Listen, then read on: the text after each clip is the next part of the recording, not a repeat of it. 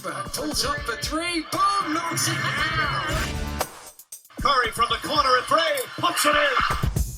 For overtime, makes it. Garrett, right.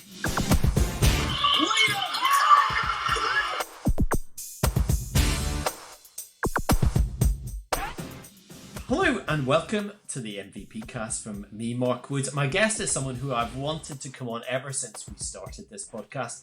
He's quite simply one of the most inspirational figures that we've got in the whole of the BBL. A Londoner who grew up in the USA, but went on a road much less travel, lots of bends and side streets along the way. But he's now using his story to educate others, and is also using his formidable talent on the court as well. Bristol Flyers centre Dan Edozie, welcome to the MVP cast. Oh, thank you so much for having me here, Mark, and I appreciate you taking this time out to invite me onto your podcast. You have a story of which there are very few equals in this league, and I sometimes people do interesting things in their life, but sometimes people just have lives which are plain interesting. I don't know where we even really start with this one, but I guess it has to be a kind of at the beginning. You were born in London and you lived there for, I think, for 10, 11 years. Is that correct? That is correct, yes. And then you go to the USA with your mother, and you have one trip. It doesn't last very long. You come home. You go back a couple of months later to the US. I guess the first thing you tell us, what happened at the outset? Why did you go there, and what was the initial, I guess, difficulties or things that you found there? Was this the first time or the second time? Both, I guess. Well, first time was just, I was a kid, and I didn't really understand the nature of what was going on.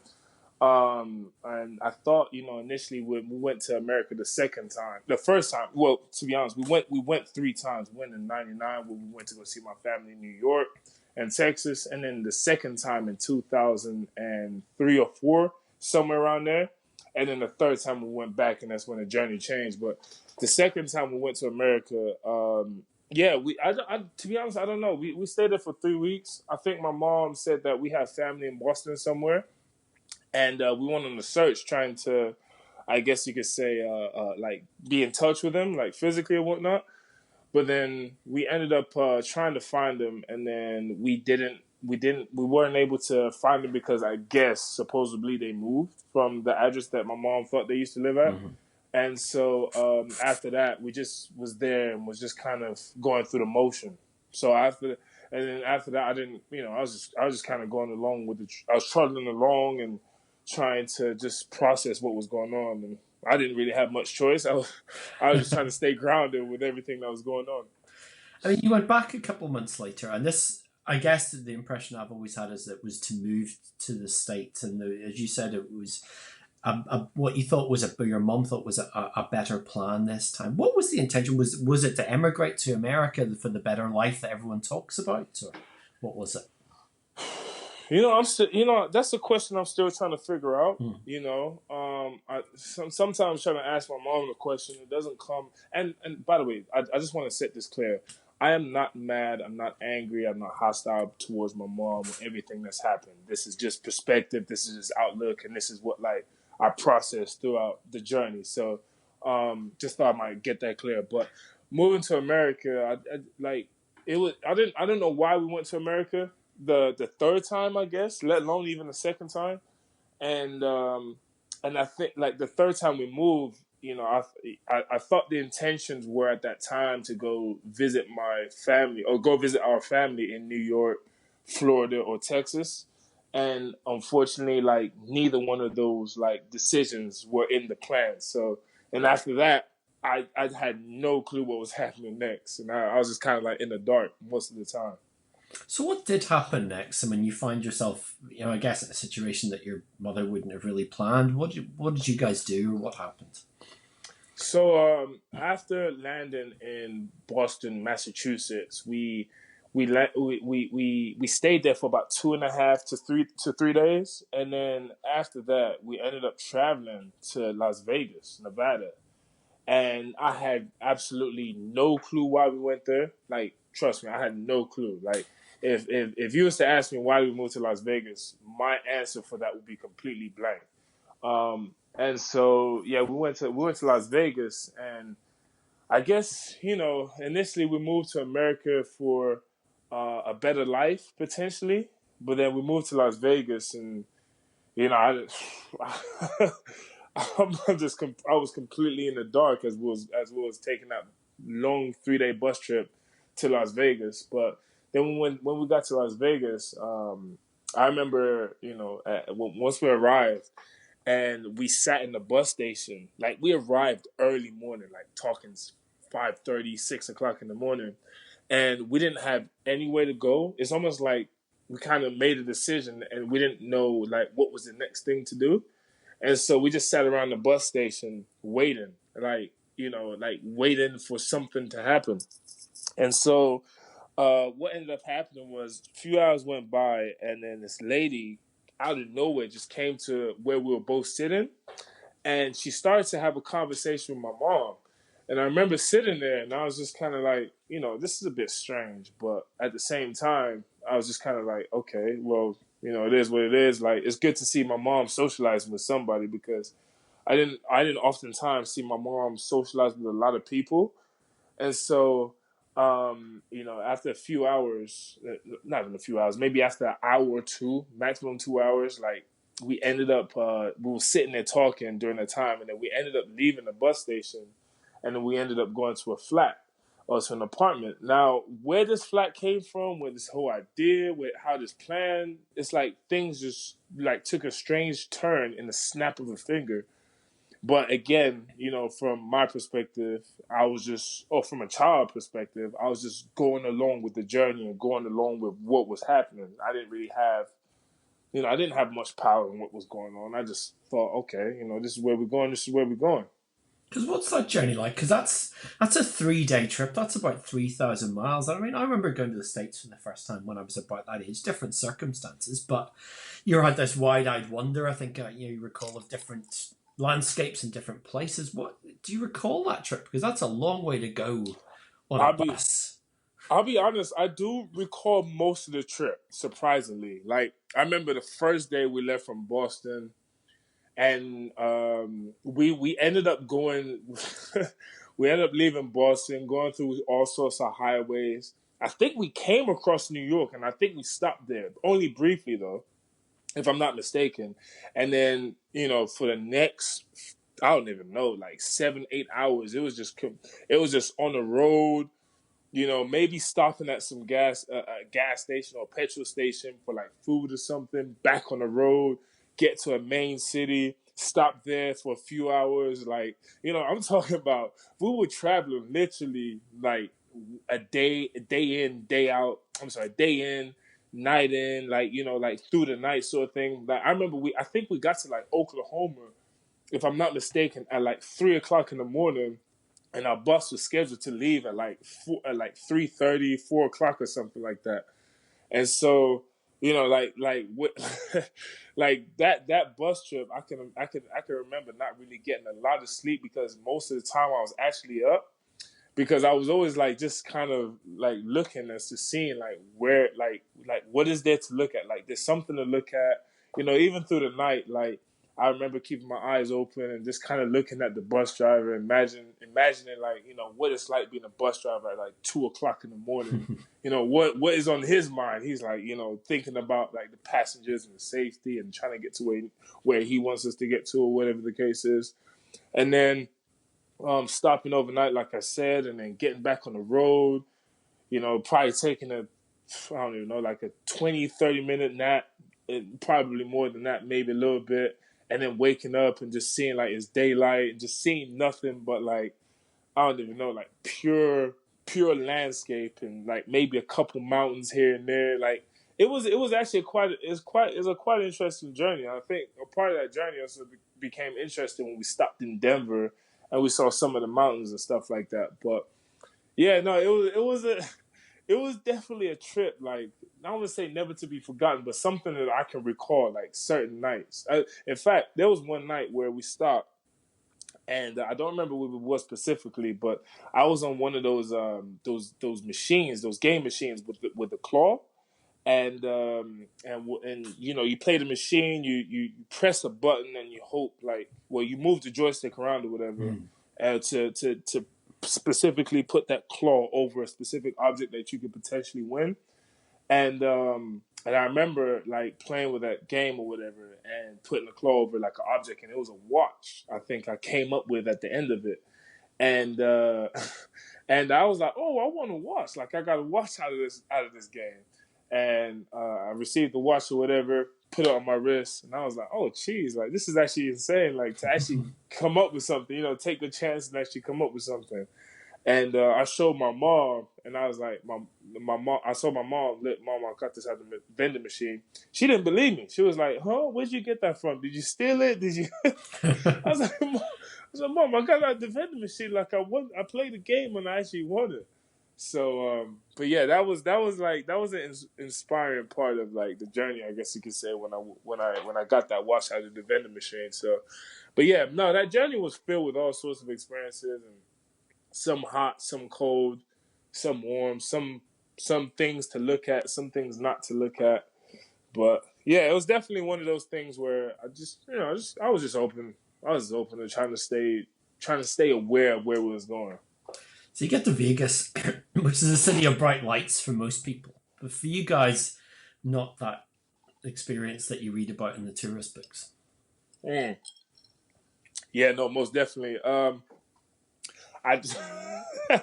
To be honest, I never even heard of Las Vegas before I even went there. As a kid, I didn't know what Las Vegas was about. I didn't know that, it was filled with casinos and, skyscrapers and like the hotels and all that stuff. Like I never heard of Las Vegas until I got there. And then what's interesting is when we got to Las Vegas, we left. And we left the bus station, and we ended up going to this flat. Now, don't get me wrong. Like I did see like maybe a couple things here and there, and we did go across like Fremont. Have you ever been to America? Yes. You been to Las Vegas? Not to Vegas. Not Vegas. So there's this place in Vegas, and it's called the Fremont like Strip kind of sort of thing, or like a Fremont town. And it's basically, if you take like the main strip of Vegas, where it's like, pure casinos, hotels, and like all sorts of bars and stuff like that, it's a bit similar. Fremont is a bit similar to that. It's just on a much more smaller scale. So, and we kind of, when we was in a taxi or whatever, and we was on our way to the flat, or the apartment that we were staying in, we ended up like seeing that a little bit, and it was actually quite interesting. So, as a kid, like seeing all these casinos and gambling machines, in the car driving by, I just thought like, oh, it must be a lot of money and games that's being played around here. So you're in this city with your mom in a totally new environment or whatever. What was I'm not saying there was a plan, but how did your mom then propose to survive and kind of, I guess, try and get on with things on a daily basis, or what was the process? Mark, I mean, that's a bit of I'm not saying it's sensitive, but that's a bit of it's still kind of like a touchy subject because there's still a few clues that aren't fully like there, So I put it like, I think my mom was basically being provided some sort of support, from England or whatever, like in terms of, I don't know, government assistance or whatever the case is, right? And so I think for the meantime, like that's how we survive with government assistance over time and stuff like that. And I think that was probably our best, like, sort of, I guess you could say that was our best resource for what we were for the situation that we was in, without my mom being able to work or find a job and stuff like that. There's a couple of like, that wasn't easy. Like, I'm not saying being with my mom all day, but my mom not working and like just kind of, won't I even say, like really depending on something that's her only source, and basically only our source. That was a bit of like something to be very wary about, I definitely recall that as a kid, because I know that if that source cut itself off or something was to happen to where we didn't have any, sort of support, like I can't even tell you what way it would have went. So long are you in Vegas for it We eventually? were in and out of Vegas. The first time we were in Vegas, we got there. So we came to America the second time in May third time. This is the third time, okay? We went to America, but we got to America in May, and we got to Vegas in May, and we didn't leave probably till about June, July, somewhere around there. Maybe a little bit later. I'm assuming. I'm assuming based on the timeline and how things went, but I think that's how long we was in Las Vegas for. But sorry, go ahead. I'm sorry, I didn't mean to cut you off. And you're still in this apartment at the time. No. So we stayed in the apartment after we got there in Las Vegas. Initially, that same day, we left from Boston. Took 2.5 to 3 days to get to Las Vegas. When we got to Las Vegas, we stayed in this apartment for a week, and then after that, like almost, I don't even know how to say this. Life just I don't know how to explain it. It's almost like life just woke me up by giving me a different circumstance. So like we went from a flat or an apartment to a shelter, and it's like with experiencing the circumstances of being in the shelter, it's almost like the world was completely different looking at what I was looking at. Because I remember once I spoke to the Olympic hurdler Lolo Jones, who's also done bobsled, and a very similar kind of story. And one of the things that she talked about, and she was in, I think as well as you were, a Salvation Army hostel, is the fact that it forced her very quickly to become an adult rather than just being a kid. I mean, did you find that switch had to be turned on for you? No, to be honest, that didn't come till later.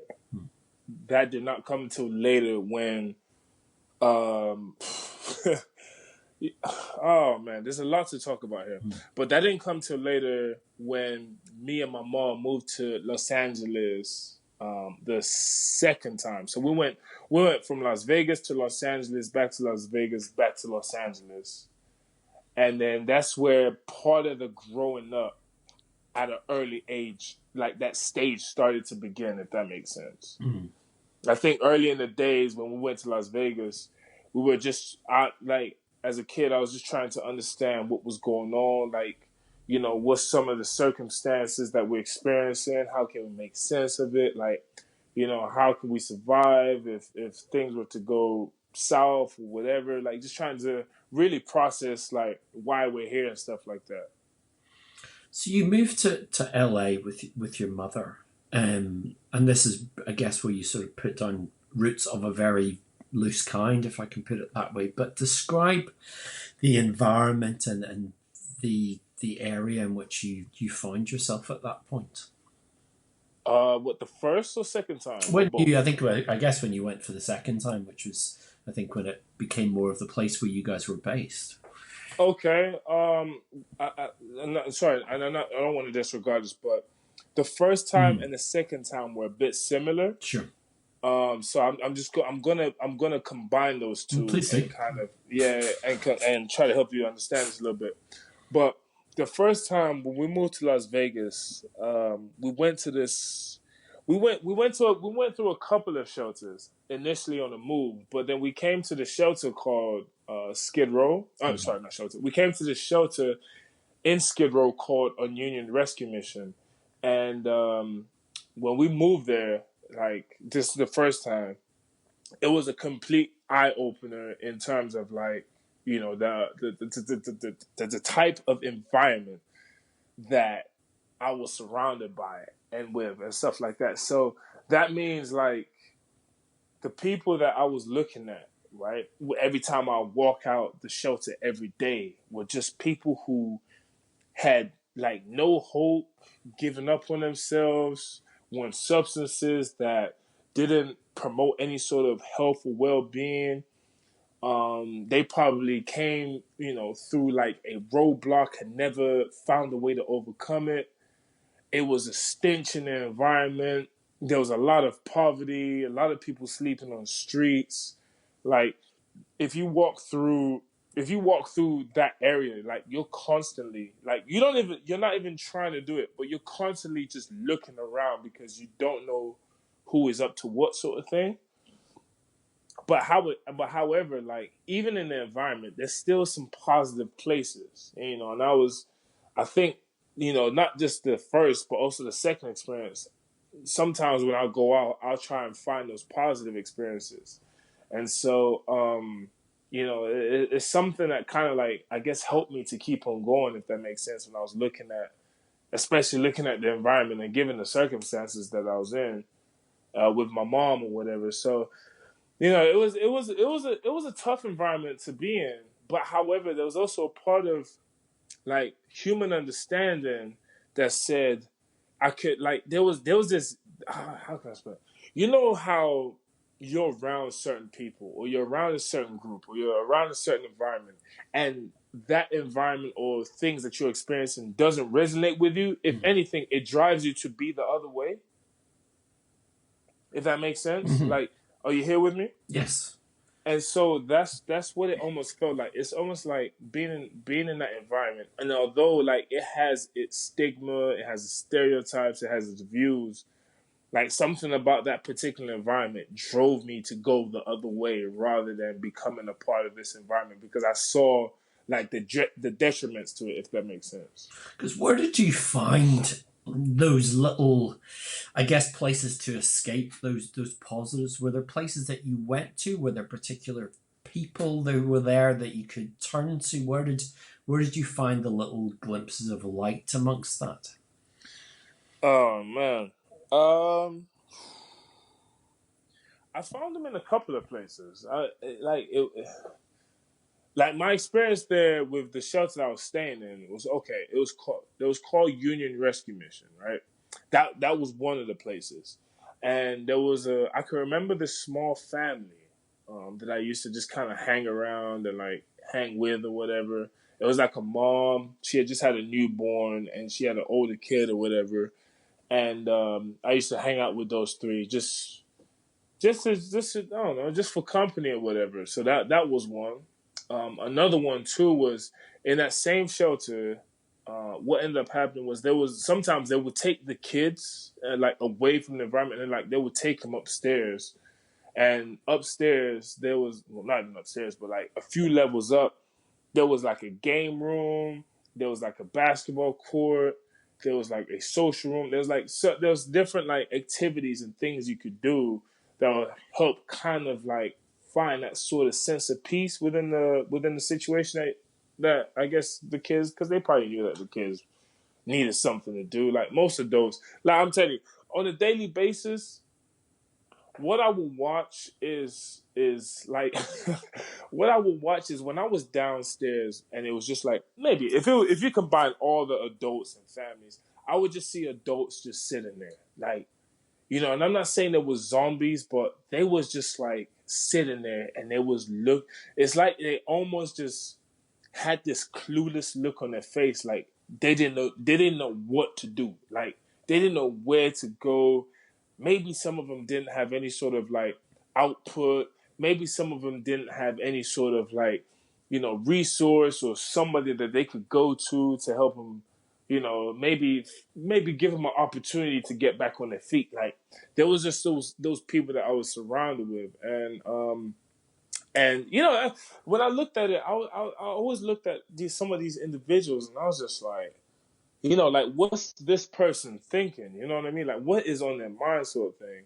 And then, but anyway, I guess I kind of went off track. Not went off track, but I kind of like just wanted to highlight that. But yeah, so sometimes I think that's why like the staff members and like the staff members or whatever, how they have these like youth activities set up, because they probably knew like surrounding kids with people who don't know what they want to do only makes them become a part of the cycle. It doesn't break it.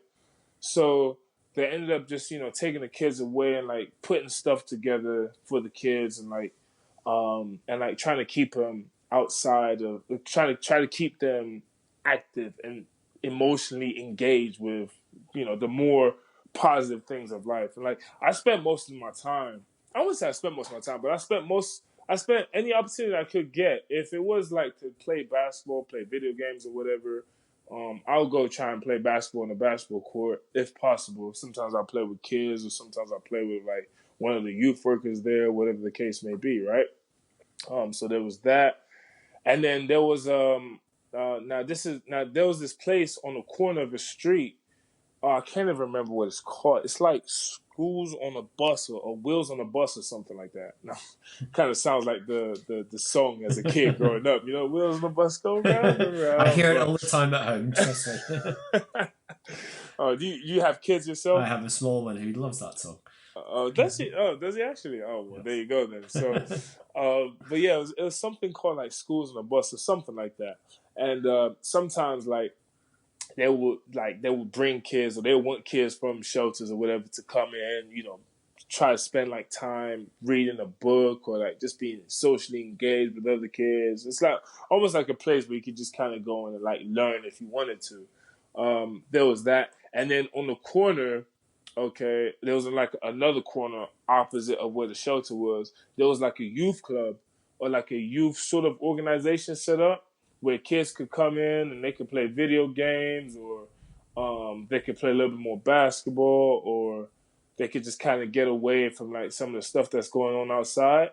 And so those were like some of like the outlets to like the situation that I was dealing with that helped me stay up and try to stay positive or whatever the case may be. And there's also a couple of kids that I saw around and kind of just try to socialize and stuff like that. So, yeah. Was that always? I mean, that's an incredible amount of support, which you don't expect in that sort of ecosystem. But was it always easy to stay away from the temptation, or even just that sort of peeking over the other side of the tracks or the wrong side of the tracks?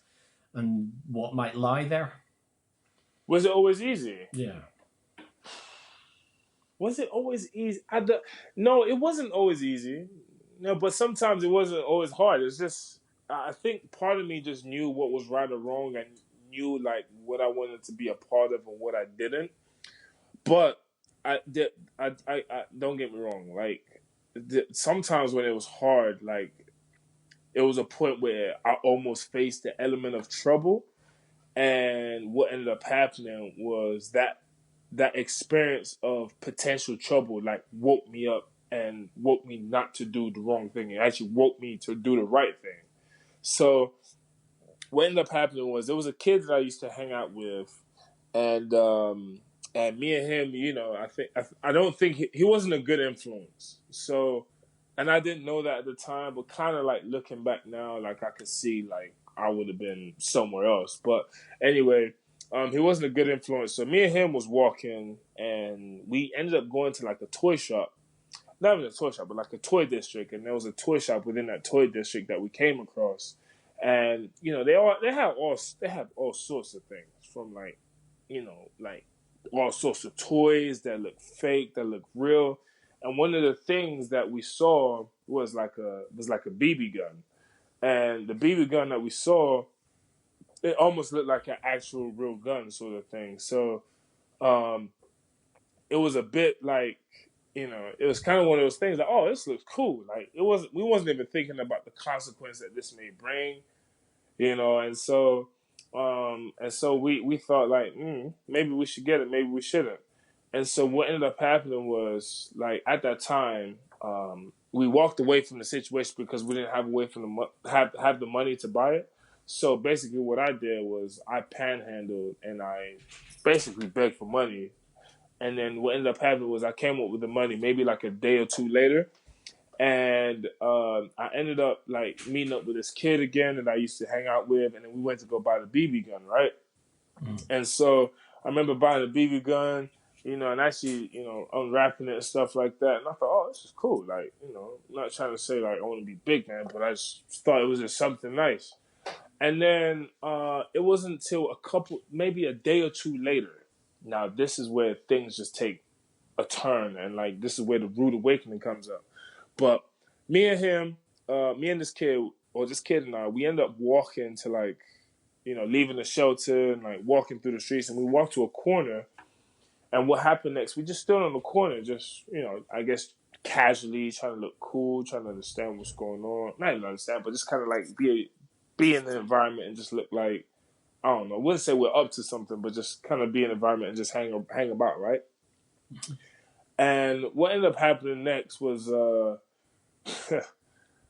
at there was a police car that stopped by on the corner of the street, like not in the corner, like literally, like it drove from the other side of the street and stopped right in front of where we were standing, like on the corner of the street. And I remember just looking, and I was like, shiznits, like, dang, like, just kind of like in this thing, like I don't know what to do, right? So anyway, the two cops come out of the car, and it was a white guy and it was a black lady. And what ended up happening was those two got out the car, and they ended up coming to where we were standing at. Like literally, it's almost like they knew we was up to something. Like, but we wasn't up to anything. And so what ended up happening next was they came over to where we were standing, and they literally asked us some questions. They asked the kid I was standing with some questions, and they asked him, hey, what are you guys doing on the corner? Yada yada yada, and all of a sudden they start to search him, and I was like, oh snaps! Like I can't run away, because if I run away, it looks like I'm up to something, and they might stop me. They might, just all those things that come to mind, right? And so, basically, I just stood there and I just froze, like I was in the midst of complete shock. So they started searching him and stuff like that, and they didn't find anything. Okay, cool. But then they come to me and they start to ask me questions under duress or whatever, and I'm just like, yeah, I'm just like complying, and I didn't think too much about everything that's going on, like what they're about to do or whatever. And I didn't know how to respond, but I just thought, the last thing I want to do is cause myself any sort of trouble. So I just thought, just be truthful and just be honest, sort of thing. So anyway, the guy, so basically they started asking me questions, and then they asked me, if it's anything, can we search you? And I said, yes, sure. And then they asked me, is there anything you have that we should be worried about? And I said, yes. And they said, okay, what is it? And I said, I have a BB gun in my jacket. And he said, okay. And he started to look into my jacket, and he said, well, where's the pocket? And I said, the pocket's, here and there, whatever. And he went in the pocket, found the BB gun, and I was like, this is it. Like, I don't know what to say. I was just, like a blank sheet of paper. Like someone's like giving you a blank sheet of paper, and they're giving you a pen, and they've expected you to write about astrology at the age of 12, and you have no clue what to even write. You don't know what to say. You don't know where to start. You know what I mean? So I remember just like, he looked at me and she looked at me. I looked at them, and I listened. I had my hands up. I surrendered. I was just being honest. Like, I wasn't asking for any trouble. I don't know. Like, I didn't think too much into the consequences that purchasing this BB gun and what would it bring, sort of thing. And so, and he looked at me. He looked at me he didn't look at me in a way where like you're going to prison. Like he looked at this as an opportunity to like teach me something, right? Mm-hmm. And so I remember looking at him. He's like, this is some of the things that he said. He said, why do you have this? And I said, I don't know. I bought it. I just thought it looks cool. I didn't. I wasn't thinking, like, I was just being honest with him completely. And I remember the lady cop, And she looked at me and saying, well, this could have went another way if you decide to pull this out or whatever. And, just that sort of thing. And especially with like police brutality and the way that enforcement works in America, like, I could have definitely been the other way. Like, hands down. I'm not even going to debate about that, right? And so they said, okay, they wrote up like a citation or some sort of thing, and they said, okay, we're gonna write you a citation, but unfortunately they cuffed me up, and they said, this is what's happening, this is what we're gonna have to do. We're gonna have to, we're gonna have to take you back to where you are. You could potentially go to jail, all sorts of stuff, right? And I'm just like, dang, like 12-year-old kid in jail, like, given the circumstances I'm in, I'm like, this can't get any more worse than if I went to jail, right? So anyway, they put me in cuffs, put me in the backseat of the car, and I just remember just sitting in the backseat of the car, and I'm just like, where are we going? Like, yes, are you gonna take me to jail? Like, you taking me to prison? Like, am I arrested? Just really confused. But anyway, so a couple turns or whatever, and they take me back to where we're staying because I gave them the address. Well, not gave them the address, but I told them where my mom is and stuff. And they ended up like taking me to where we stay. I was outside, and they were one of the cops. I was hanging out with the male cop, and the other cop ended up going to go find my mom. And they went to go find my mom. No, in fact, I take that back. I was in a car, and the male cop was standing outside, and the other lady cop went to go find my mom. And they found my mom, and they told her. My mom came outside to the front of the shelter. They told her what was going on and stuff like that. And then I remember the male officer, taking me out the car.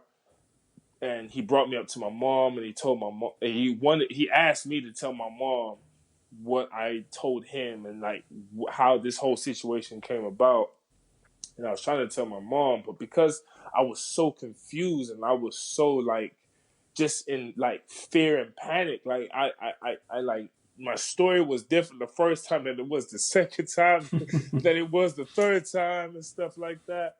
And what ended up happening was he basically, I wouldn't say he got physical with me, but he shook me to like get me to understand, like, look, you need to get this right, because if you don't, you could be going down this other path. And unfortunately, like, you don't want to go down that path, because he gave me some inspiring words. Although it was a tough situation to be in, he gave me some inspiring words, and he said, you're a good kid. If you were a bad kid, you would have done the complete opposite of what you did today. You know what I mean? And so he was like, you just need to be honest. You need to tell your mom what you've done and all that stuff, right? And so and after he basically wrestled me to the back of the car and like really was in my ear shouting, doing this, doing that, like telling me to be this way and be that way. I ended up going back to my mom and telling her, like, look, this is what's happened, and just told her the whole story or whatever and the whole truth. And they ended up giving my mom the gun that I bought, and she ended up keeping it. And after like the situation became peaceful, the officers were nice enough. Well, before they let me go, they ended up just giving me some words of encouragement and like letting me know a few things, in a positive sense. And I couldn't even be mad, because I knew, like, that could have really went the other way. And like, as much as the situation sucks, it's one of those situations that you can kind of be thankful for, because if it went the other way, I wouldn't be standing here or sitting here in this podcast talking to you and sharing the story and sharing the experience. So I'm grateful for that experience. I told my girlfriend about it the other day, but I was like, if I could find that cop that gave me those words of encouragement that kind of helped me to see life from a different perspective, I'll definitely tell him something positive and tell him thank you for, sharing with me what you shared with me, because in that moment of time, you kind of like impacted and touched my life in a way that I couldn't even imagine to be, if that makes sense. So, yeah, and for that experience, I'm grateful, because, at least sometimes you have to learn from experiences. So, for example, like that experience was filled with so much clutter and so much like uncertainty, and because that clutter and uncertainty and that the midst and decision making also came apart, it's kind of like there was this troublesome experience that came about, but at the same time, from that troublesome experience also came peace. So it's kind of like that situation was what it was, but at the same time, I learned peace from it. And after that, I didn't do anything else that got me in that same situation that I was in before. I mean, in the scales of sort of serendipity, I mean that's one negative that turned into a positive. I mean, the similar one I guess that you had subsequent to that was, and I don't know how you characterize this, but you became separated from your mother, went into the foster system, and met this incredible foster mother who I sense has been someone who was very pivotal in the direction that your life is now in terms of playing professional basketball and a graduate from college, etc. I mean, tell me about Faye Brim and how you came to meet her and where she steered your life. Oh man, this is so. Okay, so I'm gonna go a bit back here. Okay, Sure. I'll get to the point. I'll get to the point. But what happened was, okay, so me and my mom, we went back and forth between Las Vegas to Los Angeles, back to Las Vegas, back to Los Angeles. And then we decided to try and take a 3-day bus trip to get to Florida where we have an aunt. But unfortunately, we got stopped in Texas on the midst of on the way. And we get stopped in Texas by immigration, right? And it was like an immigration port or whatever. And they pulled me and my mom off the bus. And make a long story short, we ended up having to go back to a part of Texas called El Paso, or city in Texas called El Paso. Mm-hmm. We stayed there for 4 weeks. And when we stayed there for 4 weeks, we ended up seeing the immigration officer. The immigration officer told us that you guys are no longer allowed to be in the country, so you guys are going to have to go back.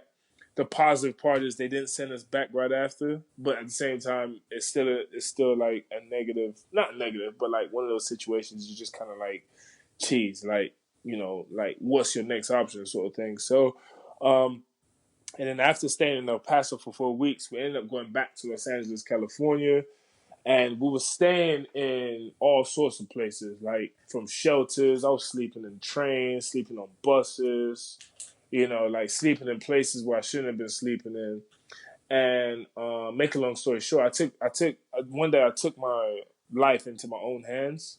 And what ends up happening was me and my mom, we were walking through Skid Row, and we was on our way to a shelter where my mom was staying at, or wanted to stay or wanted to go to. And we basically departed ways. And that's simply because I asked my mom if we could go in here and get some food. And she basically said no, right? And so I stopped, and at that point when I stopped, it was like a decision had to be made. It's like I either keep on going down the same route that's leading me to these experiences that almost feel like they taking things away from me, sort of thing, or it's either I just go in here into the shelter that was serving food at the time, and I just go in and go eat, go in and go get what I want, sort of thing. And then just kind of like go along with my journey. And so I ended up making a later decision and went into the shelter, got some food, and then came out, and this is all I had. And I promise you, Mark, I am not being dishonest, but all I had was a trash bag, a 150 to 200 gallon trash bag over my shoulder, just filled with clothes, like nothing else, no money, no phone, no sort of like bus ticket or bus pass or whatever that would help me get to places. And so I was by myself, 12 years old, having to navigate through this environment. And I made a right turn, I made a left turn. And what ended up happening next is I walked to a corner, and what I see next is my mom is on the bus heading to where she wanted to go to. And so I'm standing there on the corner, and I'm trying to process this whole situation. And what I see is that, okay, there's a bus stop down the street. And I'm thinking, okay, maybe my mom might get off the bus. Do I run after the bus? Do I wait here and see what's happening, sort of thing? But here's what happens. So the bus gets to the bus stop. I see no sign of my mom, and now the bus keeps on going. And so now I'm faced with the decision at 12 years old, do I keep on going or do I quit now and say, you know what, maybe my mom left me here because I'm meant to be here, and so maybe I'm just going to join the crowd that I'm in, or is it one of those things where it's like, maybe I keep on trusting my decisions and trusting my ability to think through the process of everything that's going on, and almost just have a little bit of faith and just try to and believe that I'm going to find somewhere to sleep tonight. And I chose that latter decision because I think part of me knew I didn't want to be a part of this environment. And so I went on the search just looking for somewhere to sleep. And I came across 3 different shelters, but the first 2 denied me trying to help, or denied help from me because I was underage and I was only 12 years old, and they wasn't taking anybody in under the age of 18.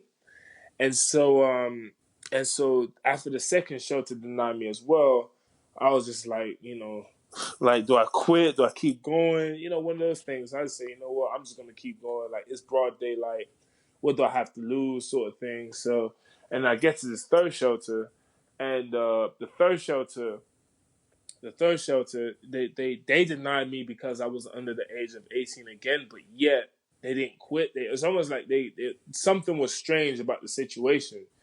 And so they started to ask me questions about well, where's your mom? Where you staying? What are you doing here? And stuff like that. And I told them what was going on.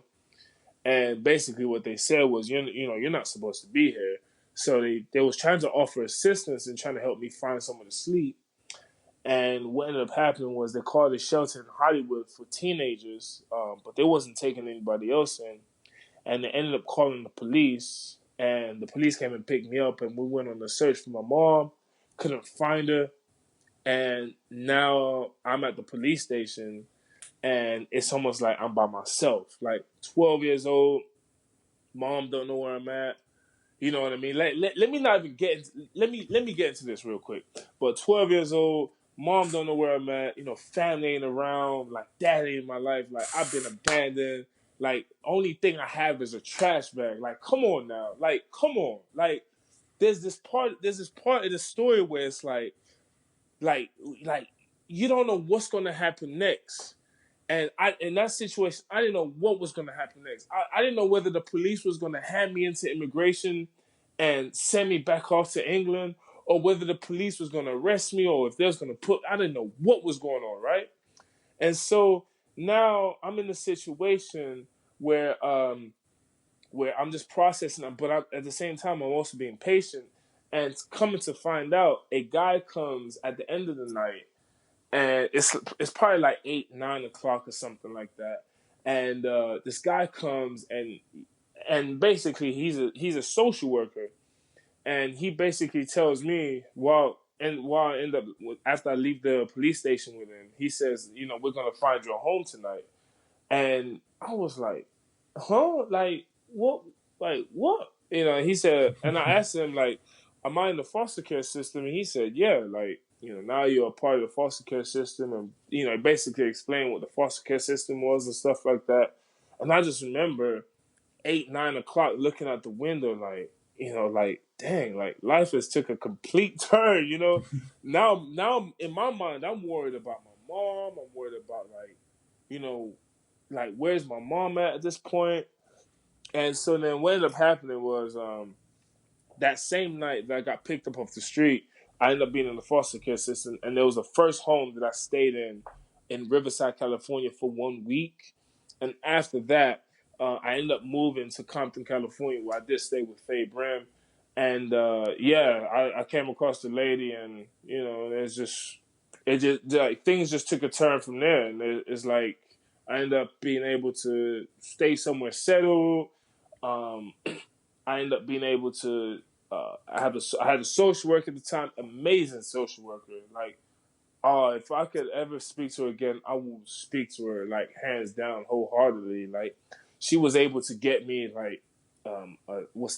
attorney who was able to fight my deportation case. Who then the attorney ended up granting me who ended up fighting for like my residency. I was then allowed to like, have a social security, to ID, and all sorts of stuff, right? That would help me feel like, okay, you're more than welcome to stay, sort of thing. And after that, like, life just went up from there, and I was like, what, like, How strange was that adjustment? And I mean this in a good way. To go from this itinerant life that you'd had for a couple of years to having this degree of settlement with this woman who was investing in you. Is that how strange was it? Yeah, I mean, was it an easy? I mean, it's obviously it's a good adjustment, but was it a simple adjustment for you to go from one incredible extreme to this other brilliant extreme? At first, it wasn't. Well, once I moved from Riverside to Compton, California, during that transition, during that phase, I didn't know I was moving homes.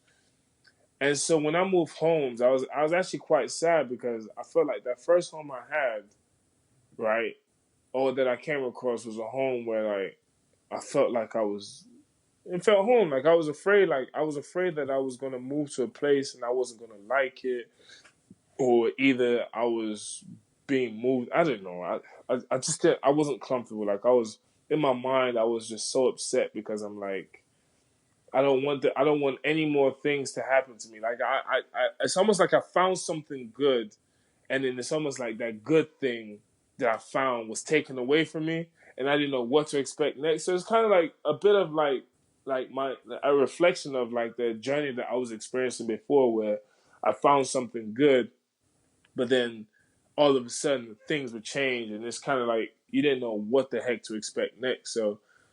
It was kind of like an emotion of fear, I guess you could say. But then, so when I moved into the home in Compton, California, although it was uncomfortable at first, I was just kind of like trying to warm up to the family and everybody that was around. I know it wasn't easy, but then, I found my sense of grounding through that experience, and I ended up becoming comfortable and try to become warm and stuff like that to the situations that I was not to the new situation I was being given. And then eventually I just kind of grew and just kind of lived life from there. And I know this, where is your mother at this point in time? What during the time when I was in foster care? Yeah. So I recall my mom being in a shelter in somewhere in California, somewhere in Los Angeles. I wouldn't say not too far, but definitely it was like a women's shelter. And I'm sorry, but I during this time I felt so bad for my mom. I did, and sometimes I still kind of think now, and I still think bad for my mom. I mean, although she's doing well, I don't know how she was doing then. That's kind of like the scary part. And so, because I don't know whether she was like on the streets or she found somewhere sort of thing. And all I could think about was whether like my mom was safe and whatnot. And so, but my mom was in a shelters, in a couple of shelters actually. And I remember like having a few visits with her, in like random places, whether that was somewhere in somewhere like the agency, the foster care agency that I was staying in. That housed me with Faye Brim, or whether it was like in Taco Bell somewhere not too far away from where she lived or where we used to live. Where I live in Compton, California. So, it was some of those visitations were tough because although my mom was sad, part of me knew what the situation would be if I ended up going back, and I didn't have any control, any power with going back, with my mom. So it was just as a kid, 13 years old, processing that, it's a bit tough. I ain't gonna lie, it was a bit tough.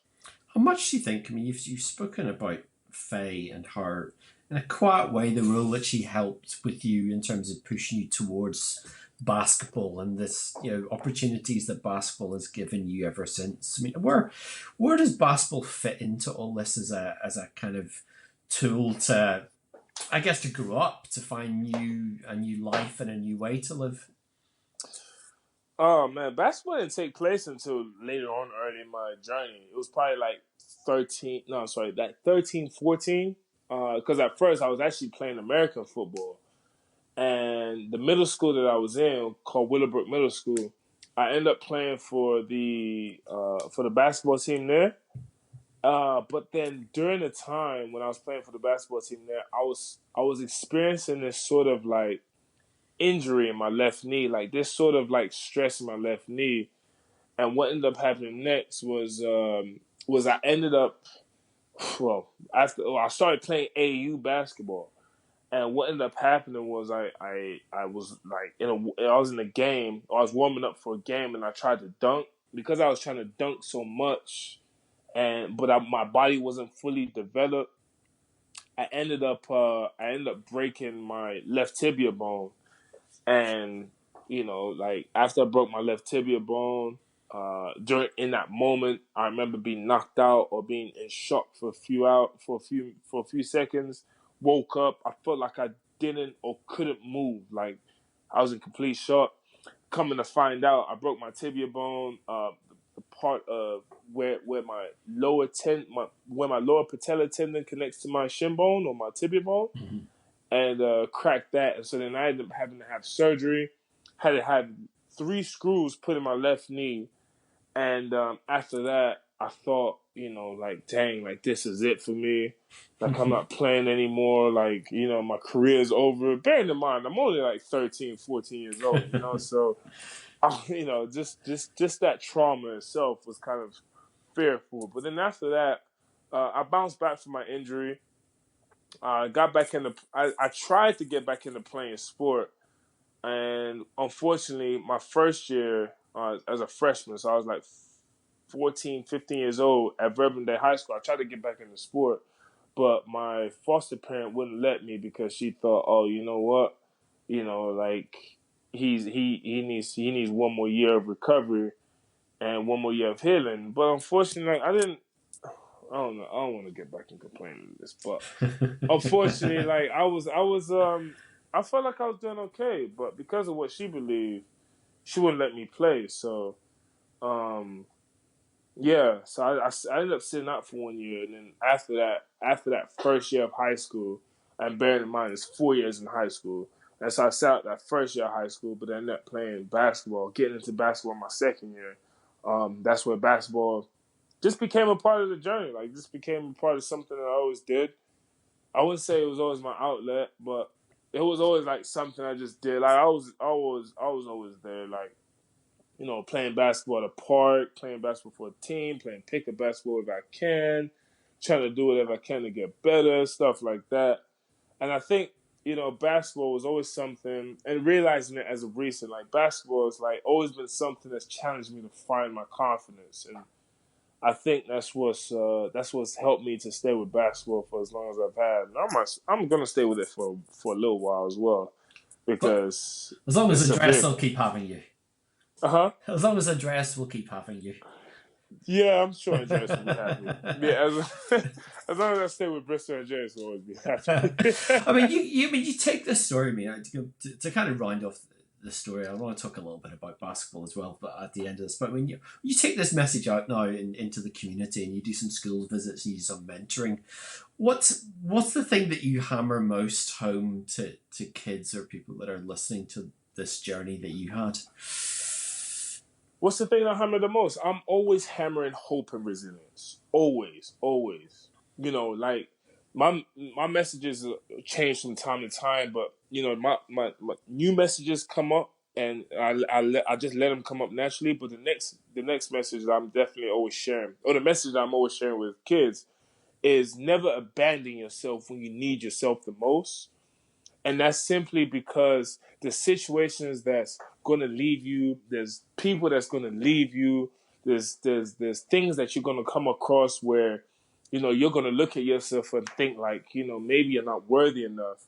But in those situations where you feel like, nobody's there for you or nothing's there for you, like, are you going to leave yourself, or are you going to pick yourself up and keep and give that hope and resilience that you need to give to yourself in order to keep on going. Because the moment you lose hope and resilience, it's like the moment you just give up on yourself, and you give up on life, and you give up on meaning, and you give up on, what are some of the things that are worth living for.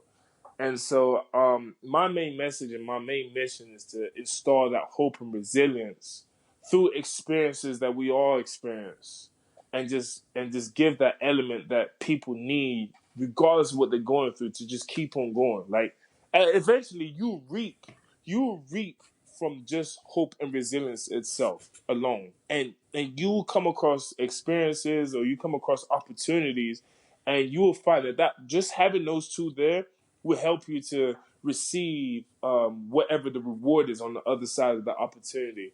You just got to keep on going. You just got to keep your head up, regardless of what some of the struggles or some of the adverse moments are within that journey.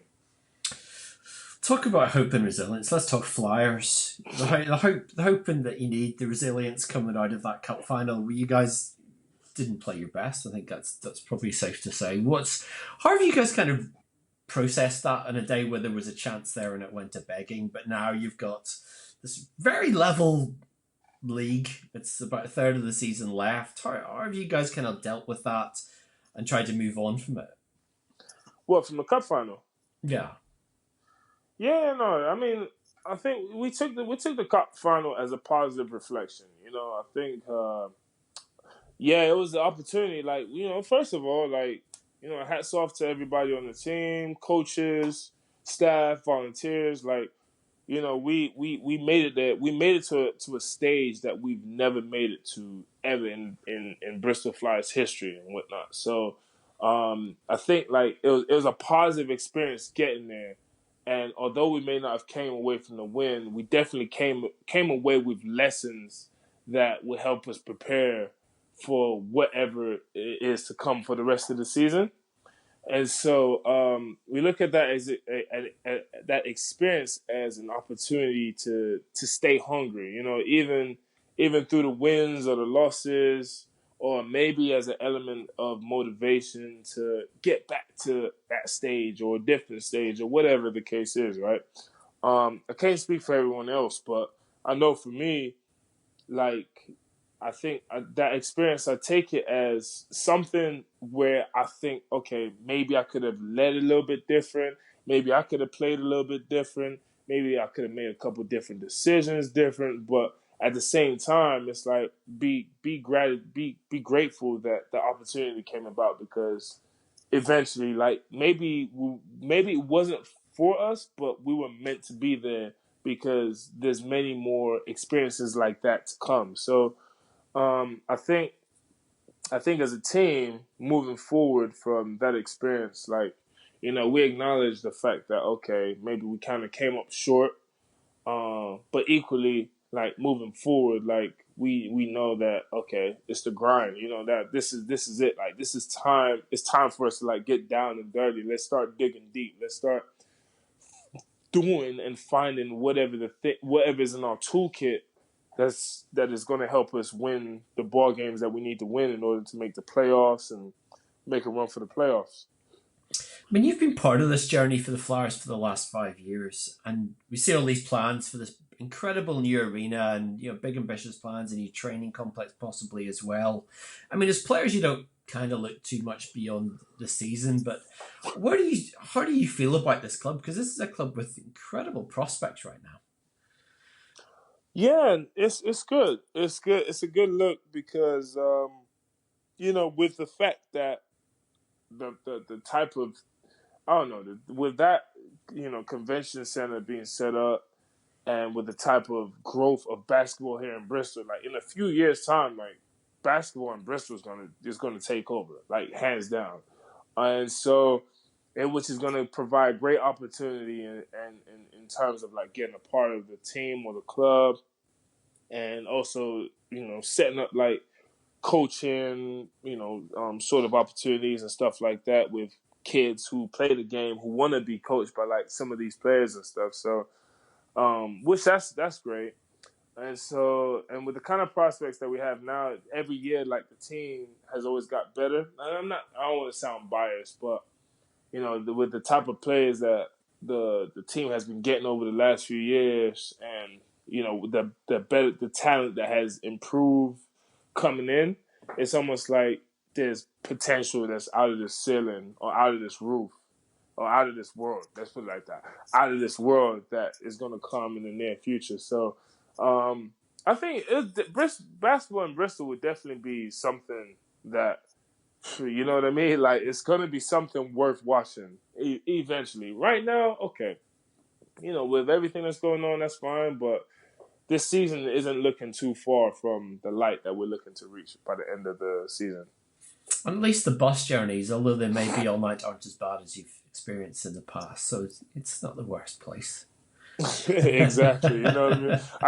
I think we're right in that. I think the bus journeys are actually quite nice, to be fair, the buses that we have. So I'm not complaining. Well, Dan, sometimes you want to know people's stories, and I've heard bits and pieces of it, but hearing the full thing is just incredible. I mean, your journey is very inspirational. Keep doing what you're doing and talking about it, and the very best of luck for the rest of the season. And thank you so much for joining us. No worries. Thank you so much, Mark, for having me on your podcast, and I hope everything that you take can touch somebody's life out there, and try to help them with their journey as well. And if you want to know more about it, you can go to danedozie.com, and he's got plenty of contents there. But Dan, all the very best, and thanks for coming on the MVP cast. All right, thanks so much for having me. That's it for this edition. You can get all our past editions via our website at mvp247.com. Just click on the podcast page or subscribe via your favourite podcast provider or on YouTube. Another edition coming very soon. But from me, Mark Woods, it's bye for now.